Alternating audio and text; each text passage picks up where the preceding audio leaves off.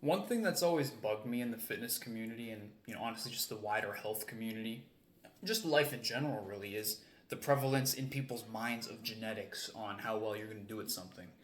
Because in my mind, a lot of people have such a defeatist mindset about this. They're like, "Oh, well, he's only that big and that shredded because of his genetics, his metabolism, and blah, blah, blah," right? And of course, I'm not going to deny that genetics make a difference in things. Yes, some people can add a little bit more muscle naturally than others.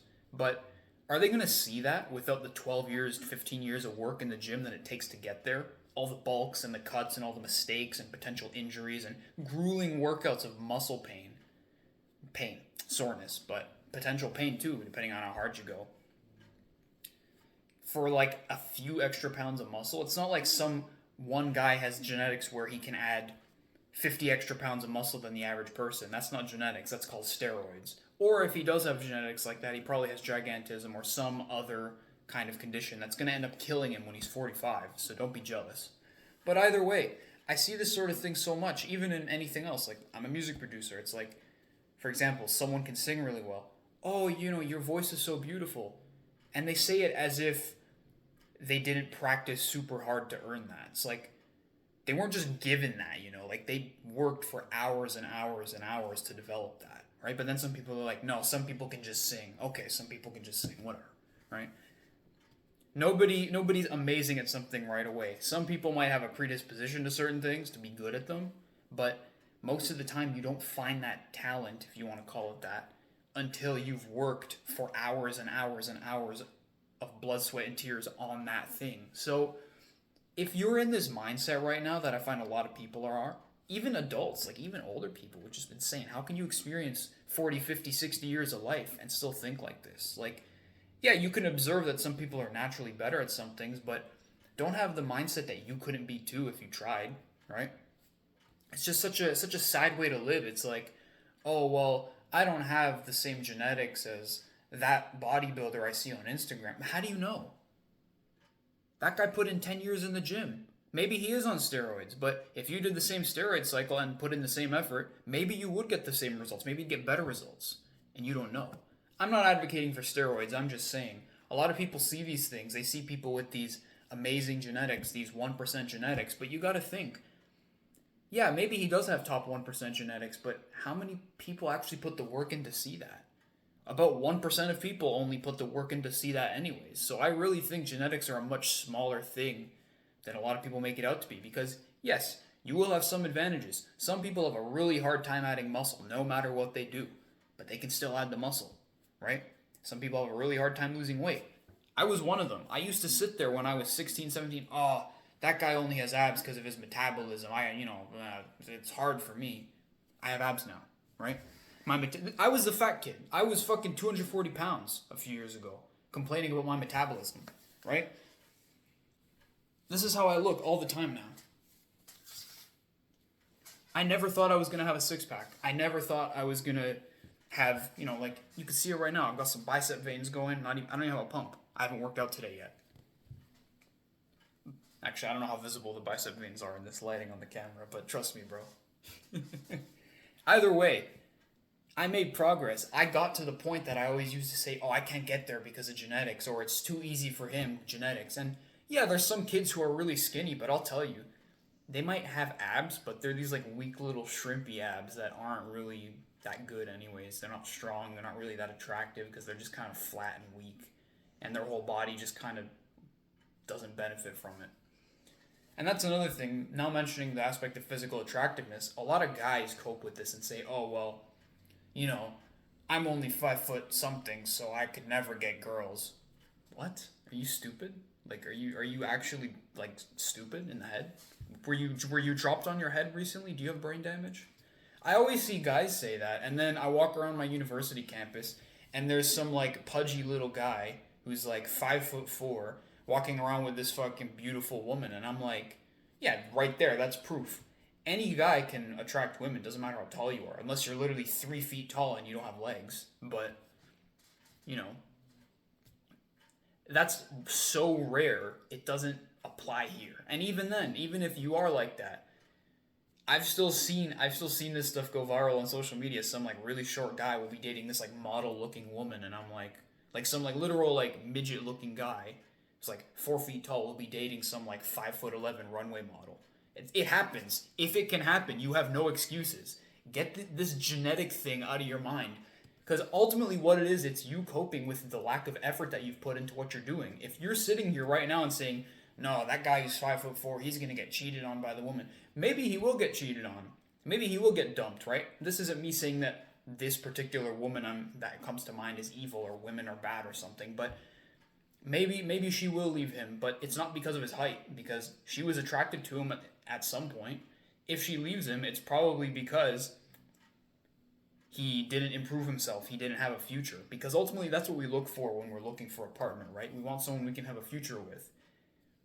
If a guy has no career aspirations and is not really going to be in good shape, he's probably going to die younger because lack of resources and lack of health.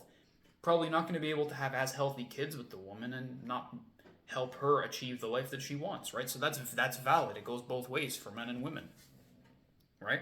So, but that still defeats the argument that genetics are the be all end all. Are there some mentally ill women out there who are like, no, I need a guy who's 6'5"? Maybe. They're pretty rare. I'll tell you, I've never encountered those women.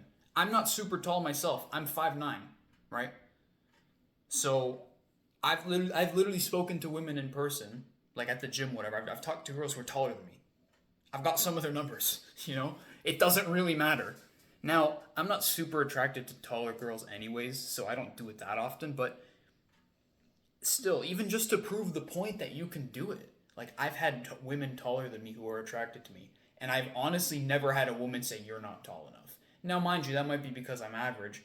Maybe if I was 5'3", that would happen. But still, considering the way some guys blow it out of proportion, I really think guys need to get this out of their head. I really think it's an excuse, because I thought that for the longest time too. I was seeing my friends get girls and I wasn't, and I'm like, oh, but they're all over 6 foot, which is true. A lot of my friends are tall. But now the tables have kind of flipped. I get way more attention from women than they do, and I'm shorter than them. Because it's not about height. Height is one aspect of hundreds of your character and who you are. So if you take one mindset from this video, that's a lot of yapping about getting women, right? But if you're a man, you're a woman, whatever you are, whatever you're into, take this mindset from this video. Genetics do not determine the end point of your life. Genetics determine where you can get, but you only get there if you put the effort. You determine whether or not you reach your genetic potential.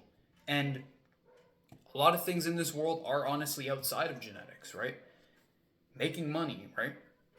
There's no gene in your body that says that you can only make $1 million tops and then it's going to stop there. Of course, there's some predispositions we have to certain behaviors that cause us to make more or less money, but that's very nuanced. And the point there isn't that there's a hard cap on what you can have. The point there is that maybe you need to work harder in developing certain skills to get around that. Whatever hand you're dealt, you have to play. The stupid thing that people do is they get their hand, they know their hand that they have, that they've been dealt, they live with it, and they don't play it. They opt out, they fold, right? I don't play poker, but I don't gamble, but think about it. You know? What chance do you have of winning if you fold? None. You've already lost, right? And some people will say, oh, but maybe they saved their money because they didn't gamble it, they didn't put it up, but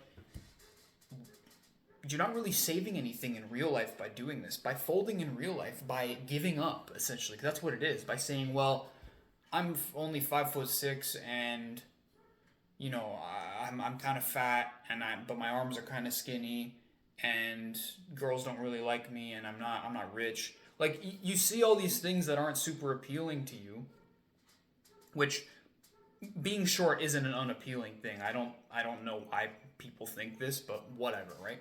But you see all these things that are kind of perceived as unappealing, and why not act on them? It's like, okay, you can't really change your height, but you have a pudgy stomach and fat legs. Okay, get in the gym, lose some weight. You have skinny arms, add some muscle. You're not making that much money? Work harder. Find something you're passionate about and work like a dog until you're making more money in it, right? Or if you have a job, do what your boss needs you to do. become a better employee and get promoted. Learn how to be a leader and become the boss, right? Whatever it is that you need to do, there's always a way up. No matter what hand you're dealt, there's always improvements to make.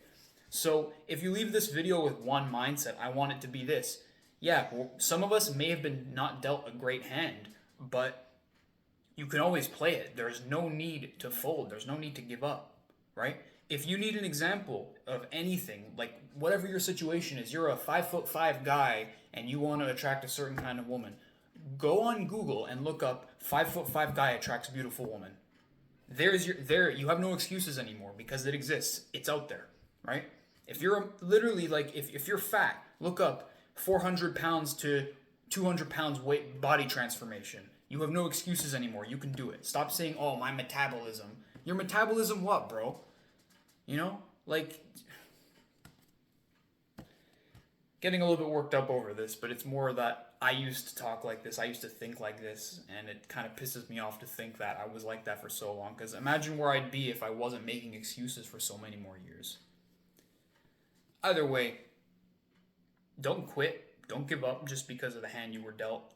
Don't let other people talking genetics this, talent that, the genetics that, height this. Don't let them bring you down because they're going to be the ones who get left behind in life, ultimately, right?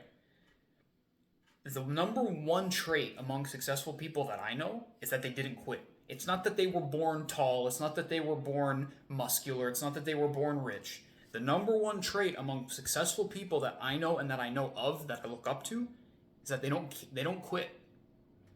Are some of them taller? Sure. Maybe that gave them a positive feedback loop earlier in life. So there's so many people who were short and they defied the odds, quote unquote. Like, even if you want to look at basketball, there's been, like, basketball, everyone thinks, oh, you need to be tall to get to the NBA. And to some extent, yeah, you do, but have short people done it? Yeah, Muggsy Bogues was, 5'3"? Spud Webb was 5'6"? You know?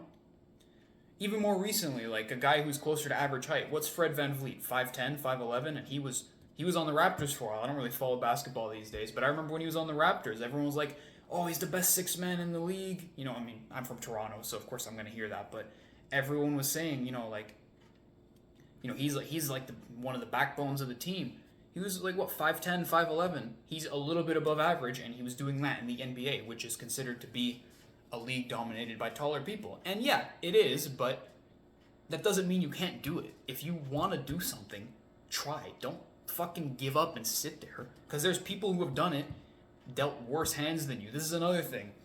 People who live in a first world country, like in a rich country, who live with their parents who are like teenagers or my age or a little bit older, who have all the resources they need to make money to go places. They sit there and complain and say, no, I can't do it for this reason and this reason. Dude, there's some guy in a war-torn country who's got his legs blown off this morning. Be grateful. Where you live, be grateful. Because you have all the resources you need. I'll tell you, if you have a computer, if you have a laptop and an internet connection, in the next few years, you can scale your income up to 6 figures a year. And you can move wherever you want not wherever you want, but a lot of places in the world open up to you once you're making money. You can do that off your laptop. Just sit there and let that seep into your mind for a minute. You need to understand what's possible, and you need to stop having a defeatist mindset. I don't know if I'm talking to anyone in particular at this point. Maybe you're watching, you're agreeing with everything I said. I think most people who have defeatist mindsets have probably clicked off this video already, but if you're still here, good. Even if you have a mindset like mine, that you can always improve, that you can always grow, sometimes just hearing something like this gives you the extra kick in the pants you need to stop being lazy. So I really hope this helps you. If you have this stupid defeatist mindset that height is going to stop you from attracting women, or being fat is going to stop you from this, or I don't have money so it's going to stop me from that, get rid of it, right? Get rid of it. If it's your genetics, it's the hand you were dealt, anything along those lines. There's so much in your control. Focusing on what's out of your control is stupid. It's nonsensical. If you disagree with me, please message me. I'd love to hear your side of things, because chances are it doesn't make sense, and I'll debunk it for you, and your life will be better moving forward because you'll understand this fundamental thing in life, this fundamental concept for anything.